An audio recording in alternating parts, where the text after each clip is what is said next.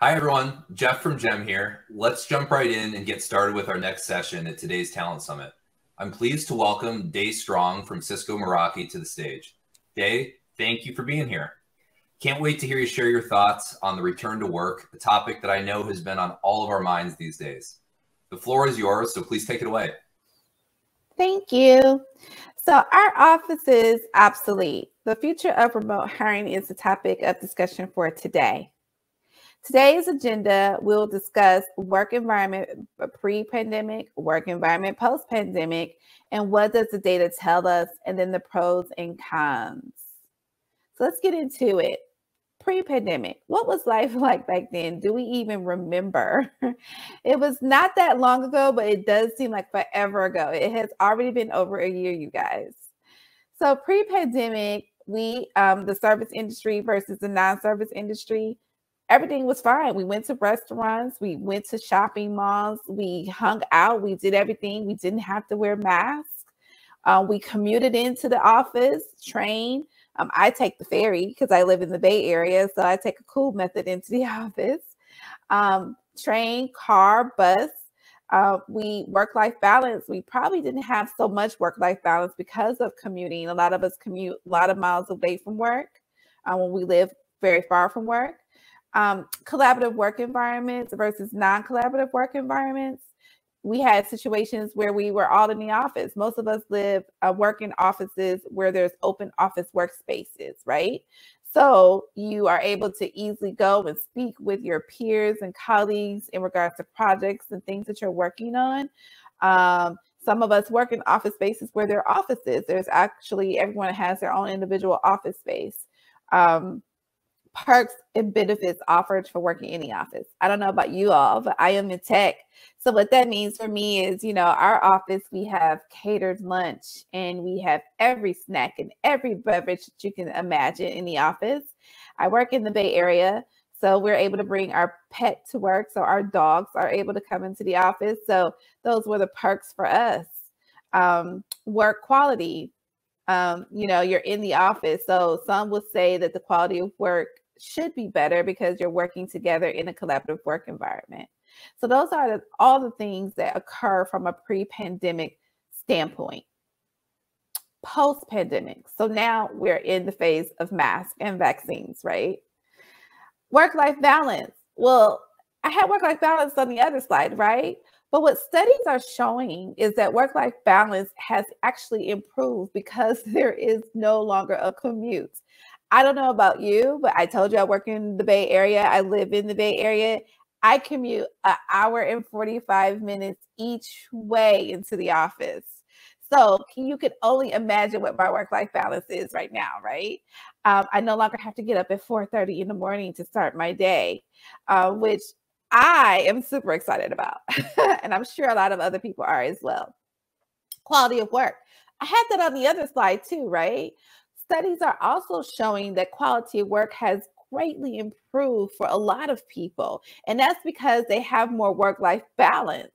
And so they're able to focus more and have less distractions because they're in the home office where they're able to get way more work done. But there also comes a double standard with that as well, right? A negative connotation for work-life balance because some people are having a very hard time in turning it off. Since they work at home, they're having struggles in turning off that work mode and go into mommy mode or maybe wife mode or just regular day mode, right? Importance of brand. So brand plays a huge part in this because now you're post-pandemic. How do you get your brand out there? We at Cisco Meraki, we tend to bring everyone into our location when they're doing their interviews.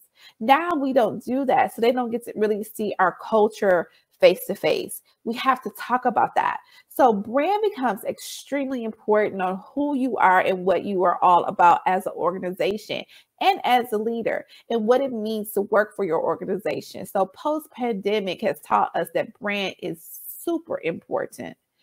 Conference call fatigues. I don't know about you guys, but I did say I work for Cisco Meraki, right? So I'm using the coolest WebEx. However, a lot of you guys are using WebEx, maybe Zoom, our competitor, maybe Microsoft Teams. and you're on conference call after conference call after conference call. So there's a lot of fatigue right now. There's not a lot of collaboration that you're used to when you're in the office, of just being able to go next door to a colleague or walk upstairs to the office space to answer any questions or have a discussion or dialogue about anything. War on talent.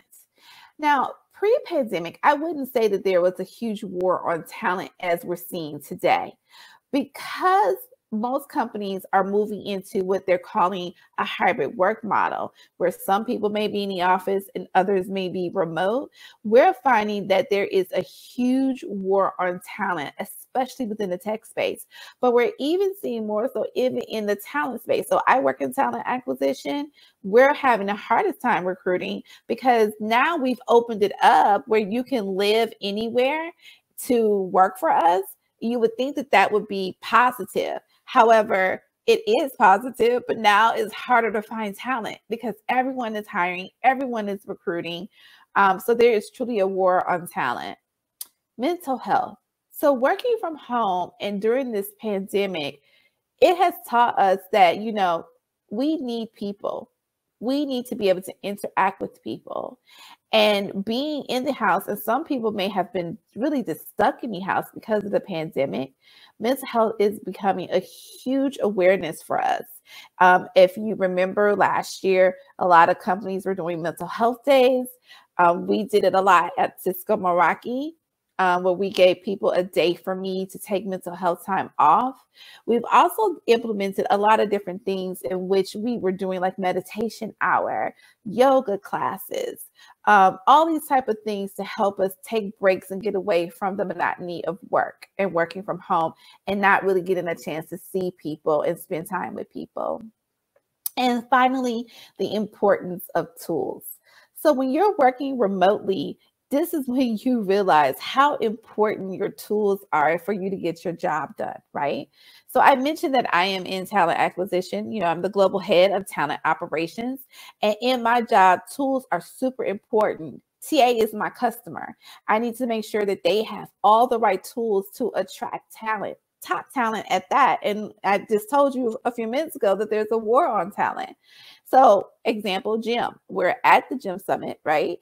Jim is a client of mine. They're a vendor, and we use them. Jim has allowed us to really tap into ways to communicate with candidates better and easier through their CRM capabilities and functionalities. They're easy with our ATS. We currently use Greenhouse as our ATS, and they integrate really well. And then also, of course, LinkedIn. Who doesn't use LinkedIn from a business perspective and recruiting? So those are three top tools that we use, and they have been crucial for us as we try to find talent and fight for talent and engage in talent and stay on top of communications as it relates to talent. So tools are way more important now than ever. The data. So I talked a little bit earlier about the data shows this, the data shows that. Well, let's actually get into some of these numbers. So what is the data telling us about remote work versus a non-remote work? So working from home, we're seeing over 60% of individuals currently working from home during this COVID-19 crisis, and a little over 30% of folks not working from home. So it has completely shifted. Majority of people are working from home where they can. And then like a third, like I said, a little bit over 30%. And typically that's in the retail space, right? So restaurants, shopping, they can't work from home in the nature of the work that they do. So things are changing with this remote work during this pandemic time.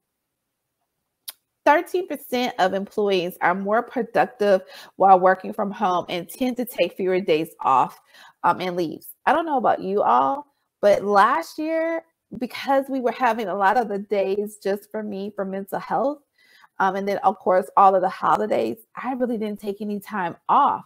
And at Cisco Meraki, we also do a holiday shutdown in December. So when the new year began, the new calendar year of 2021, I had all of this time to take off. And I was just like, oh my gosh, did I not take a vacation last year? And I really had to think about it. And yeah, I didn't. And when you're working from home, it's like, really, are you sick? Like, can you be sick and work from home? Yeah, because you're not getting your coworkers sick because you're working from home. And then my company also gave us pandemic time. So if you got sick with the COVID, there was pandemic sick time. When you went to go get the vaccination, if that's what you chose to do, they gave you time. My company gave us time off to recuperate from the vaccination. So fewer people were taking time off and leaves because of working from home. $4.5 billion was saved per year in the US due to the increase of productivity and the decrease of overhead costs. So I don't know if you guys are aware of this, but your company pays for you to have a seat. So for your butt to have a seat in the office, your company pays for that overhead in the office. You're working from home. We talked about work-life balance pre-pandemic and post-pandemic. And what it showed us that it's a pro and a con in both situations, in both scenarios. So there is an increase in productivity. I don't know about you. I'm typically online about 9-10 hours a day, sometimes longer, depending on what's going on. When I was in the office, for probably 6 hours, 7 hours a day. I worked on the ferry, and I may have done some more work when I got home. But there was breaks in my work. I think when I'm working from home, I'm way more productive because I'm literally sitting at my desk working nonstop. So this is what they're talking about when they're saying they're saving money on productivity and decrease in overhead, because they're not having to pay for these things due to the pandemic and working from home. The state of remote work. So when I saw this chart, I thought this was super cool because, as you can see, it's showing the continents and it's telling you by industry what industries are having people literally working remotely. So as you can see, what the finance industry tends to yield, and then technology and marketing, which I told you that's what I do, and that's the pink area. Then it also talks about other industries, manufacturing, and so forth and so on. So I thought this graph was pretty cool, and I wanted to incorporate this in because you can see from a global perspective what is going on globally and where people are from a remote work standpoint. And then I do have the resource in this link as well on this deck. Okay, so the Department of Greatest Remote Representation. So as you can see, the best representation of remote work is going to come from facilities, operation, and IT. And that's, like I said, I'm in tech. Makes sense. It's easier for us to work remotely. But then there's some aspects it's not as easy for us to work remotely. And then you see down here, the least is product engineering. And that's because they typically need to be in the lab and deal with the products. So working from home will have its challenges. And we see that even within our own industry.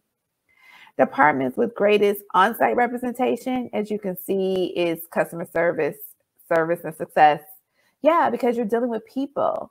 So I can see why this would tend to be the highest from an on-site representation.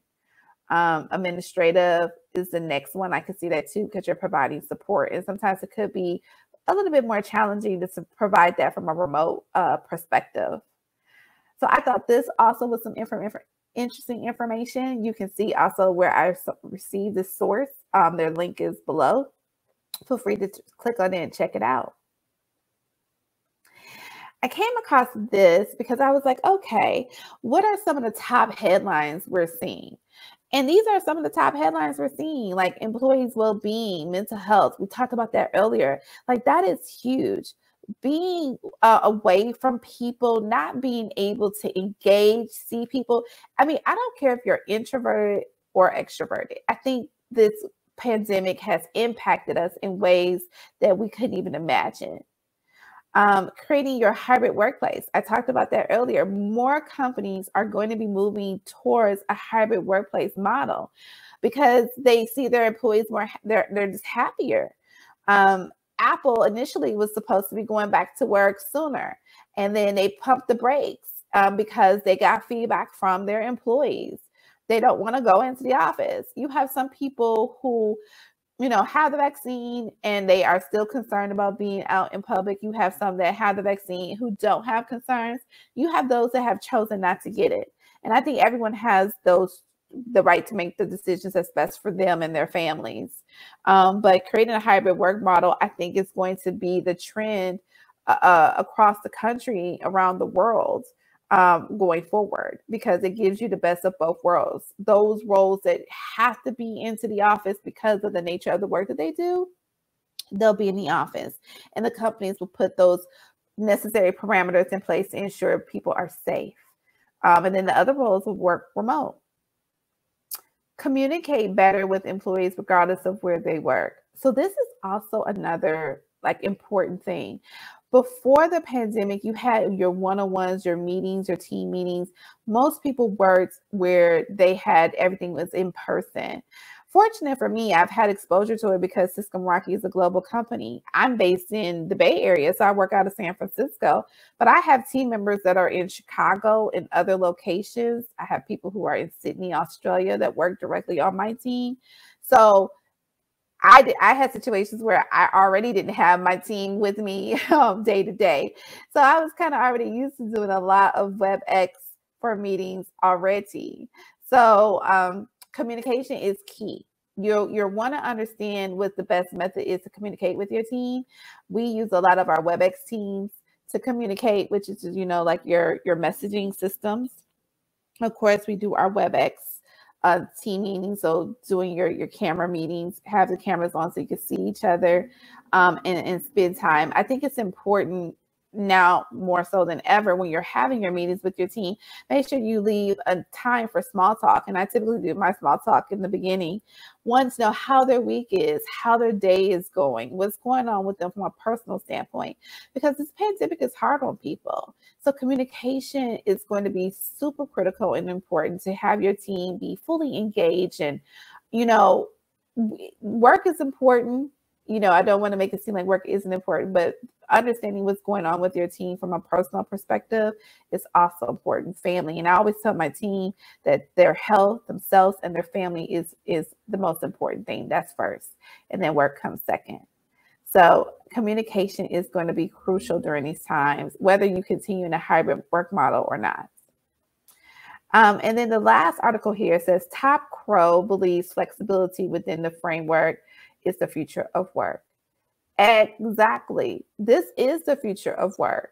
Our parents, at least I should say my parents, baby boomers generation, how they work was very different from how I work. My dad was an engineer, millwright at Pabst Brewing Company. He went into work every day and he dealt with machines and making sure machines were working properly so the company could produce beer and it could go out to the consumer, right? My mom was a stay-at-home wife, stay-at-home mom. But how I work is so very differently. How my sister works is so very differently. My brother, he's an engineer like my father. How he works is very differently. My dad tells me that I'm just, talking at the computer all day for a good 8-9 hours. He hears me laugh. He hears me talking. He's just like, what type of work is this? So the future of work is so very different, and it continues to evolve and change compared to how the baby boomers work to I'm a Generation X, to how I work to the millennials, Generation Z. It is going to continue to evolve, but it is the future of work because people want to spend some more time with families, want to have way more flexibility, want to be able to work from anywhere to get their job done, and that's going to be key in this war of talent because these are the things that we're seeing that the talent is asking us, do they have that flexibility when they're working for us? Pros and cons. So there's, pros and cons to having a hybrid model. That is always going to be the case. And I do have a link down here that really identifies and talks to these pros and cons. So this is my source that I'm getting this information from. Pros, commute. For me, that is a huge pro, right? I don't have to deal with my hour and 45-minute commute, each way to work. I get to exercise. I get to plan meals better, things of that nature. I get to have a really good work-life balance and really good quality work-life balance. That's a huge pro for me. The con is I'm extroverted, if you couldn't tell. And so I like to see my teammates, spend time with them, be in meetings, getting to laugh and hug people and things of that nature. I told you I have the coolest office. We get to bring our dogs to work. I don't have a dog, but I feel like I do because I work around a lot of people that have them. So I don't get to see the dogs anymore. So that's a con for me. Going into the office was nice. I mean, we had all the snacks. We had all the beverages that you can imagine. We had the food. We just remodeled our cafeteria area. So we were going to actually have like a chef in our office. So missing out on that stuff, missing out on the bonding and the building of relationships with my peers and colleagues. That's the con. But you can still do this, and this can happen via WebEx. This can happen if you guys have any type of offsite events. We do these type of things. We have offsite events and happiness events to bring the team together. So these things could still occur. So even though it could be a con, you can make it into a pro.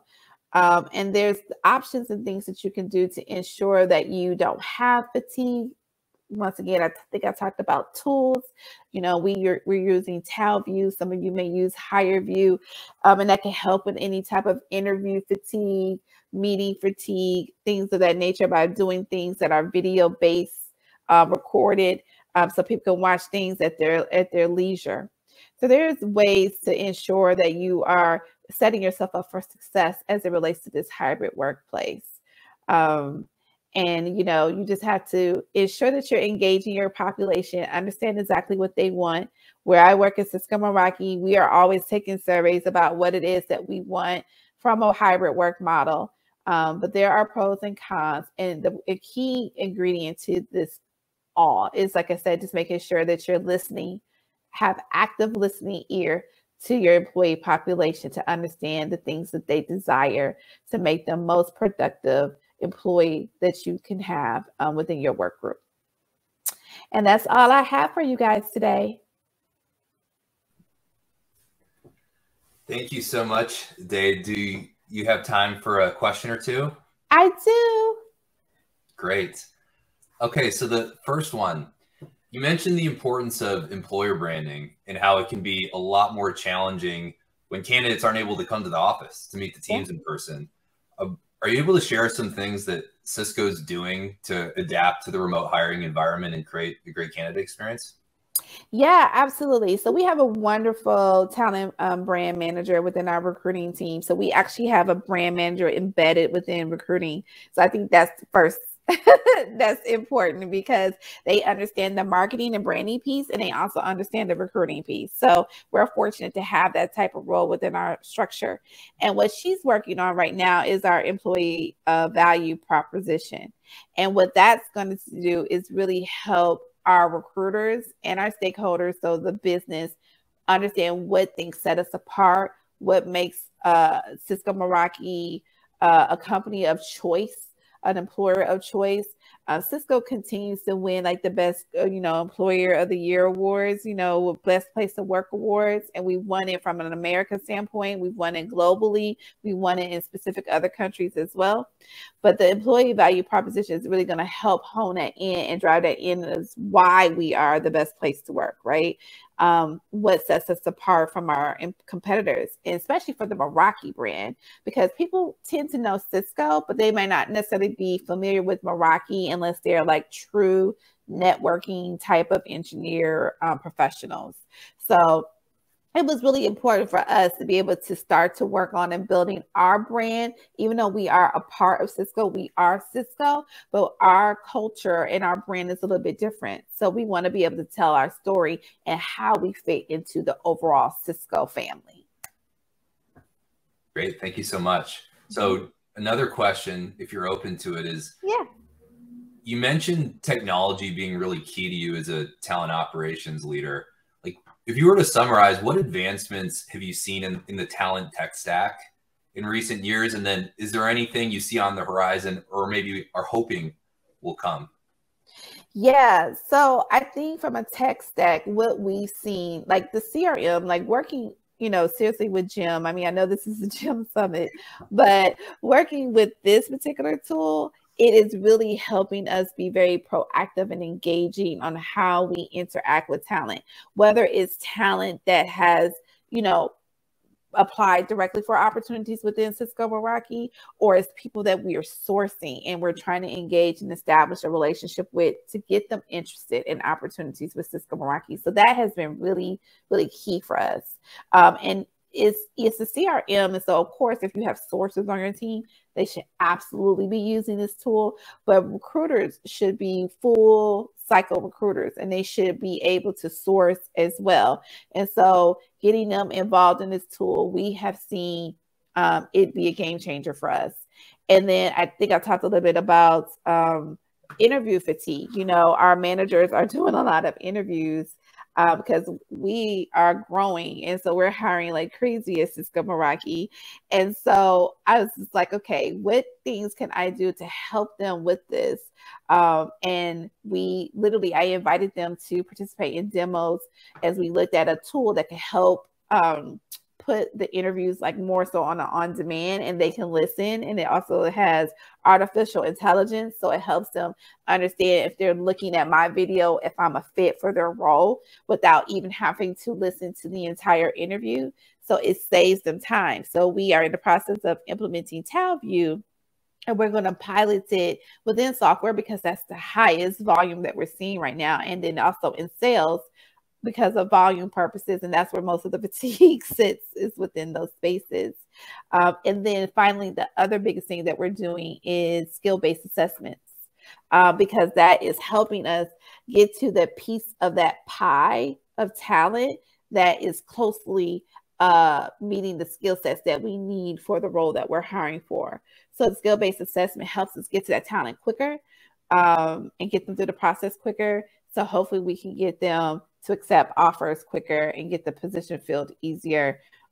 Because, you know, when you have 1,000 people apply for your job, you have to literally click on all those profiles. And what the skill-based assessment allows us to see, okay, it's 1,000 people, but out of the 1,000 people, you know, here are the 30 that meet everything that you're looking for. And so we have seen great success with the skill-based assessments and in our early career space. So your recent college graduate space, it has been a game changer for us.